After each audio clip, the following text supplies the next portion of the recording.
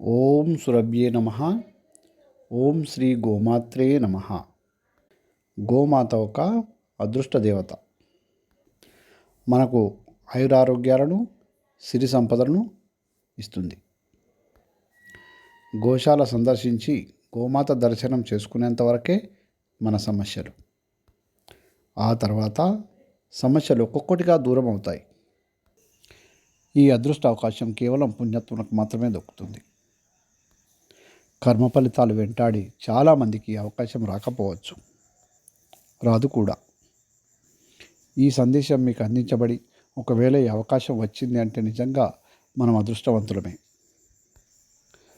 వచ్చిన ఈ అవకాశాన్ని మనం వదులుకున్నాము అంటే కలి ప్రభావం చేత మనల్ని మనం దూరం కలి ప్రభావం చేత మనల్ని దురదృష్టం వెంటాడుతుంది అని అర్థం. గోమాత సేవతో మనల్ని వెంటాడుతున్న ఆ కలి ప్రభావం దూరం అవుతుంది. అదృష్టం వరిస్తుంది. అదృష్టం దక్కాలంటే ఆ అదృష్ట భాగ్యం కోసం మనం ఒక రెండు ముఖ్యమైన పనులు గోశాలలో నిర్వహించవలసి ఉంటుంది. ఒకటి, గోశాలలో గోమాతను దత్తత స్వీకరించటం. రెండవది, గోశాలలో గోమాత తరపున గోమాత ద్వారా గోశాలలో అన్నప్రసాద వితరణ అంటే అన్నదానం చేయటం. ఇవి రెండు చాలా శ్రేష్టమైనవి. గోమాత ద్వారా మనం ఎన్నో రకాల లాభాలను, గొప్ప ఫలితాలను పొందవచ్చు.